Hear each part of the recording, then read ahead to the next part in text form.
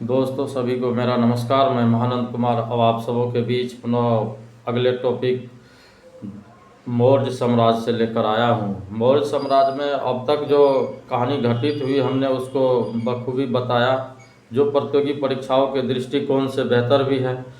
आज मैं उससे थोड़ा आगे की ओर चलता हूँ। बिंदुसार के काल में चाणक्य जो था वह वहाँ का प्रधानमंत्री था। बिंदुसार के ही काल में क्या थे, वो चाणक्य पीएम थे, यानी प्रधानमंत्री थे।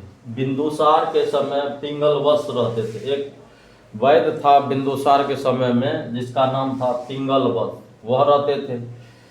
उसके बाद तीसरा अशोक बिंदुसार का पुत्र था। अशोक किसके पुत्र थे, तो बिंदुसार के पुत्र थे। उसके बाद अशोक का राज्याभिषेक 269 ईसा पूर्व में, वास्तविक राज्याभिषेक जो है 269 ईस्वी पूर्व में हुआ था। और उस समय अशोक जो थे उज्जैन का राज्यपाल था। जिस समय राज्याभिषेक हो रहा था उस समय वो क्या थे, उज्जैन के राज्यपाल थे। और अशोक ने पिता बिंदुसार के विरुद्ध मगध के शासन पर अधिकार कर लिया, यानी कि बिंदुसार के विरुद्ध ही वो मगध पर शासन कर लिए। क्योंकि चाहते थे बिंदुसार की मगध पर शासन नहीं करे, लेकिन अपने पिता के विरोध में जाकर, यानी विरुद्ध खड़े होकर बोला कि मैं मगध पर शासन करूंगा ही। और पहला जो इसका शासकीय काम था वह मगध ही था, और मगध पर यह जबरदस्ती अधिकार कर लिया अपने युद्ध नीति और कौशल, अपनी कौशल छवि के कारण उस समय। अब यहाँ से सवाल कई इम्पोर्टेंट बनते हैं। अशोक के राज्याभिषेक 269 ईस्वी पूर्व में हुई। अशोक उज्जैन का उस समय राज्यपाल था। अशोक ने अपने पिता बिंदुसार के विरुद्ध ही मगध के शासन पर अधिकार कर लिया। यह 3-4 पॉइंट जो है इसमें बहुत ही इम्पोर्टेंट है। अभी अशोक से जुड़ी हुई बहुत सारी इसमें टॉपिक बचे हैं, और इसको धीरे धीरे सॉर्ट आउट करते जाऊंगा जो प्रतियोगी परीक्षाओं के दृष्टिकोण से बेहतर।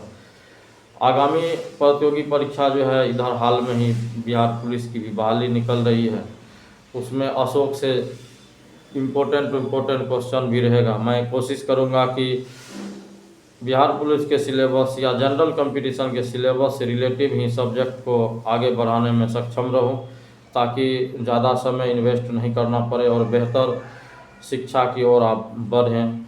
उसके बाद बीपीएससी का भी, जनरल बीपीएससी जो 71वीं आने वाला है उसका भी, उसमें राजस्व विभाग के भी अच्छे खासे पद हैं।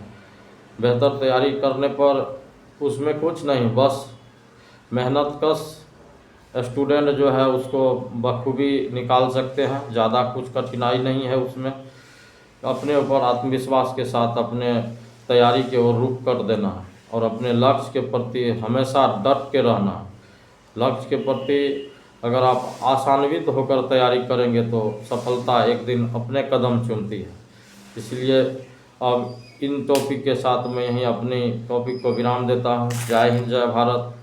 आगे के टॉपिक में पुनः लेकर आऊँगा। धन्यवाद।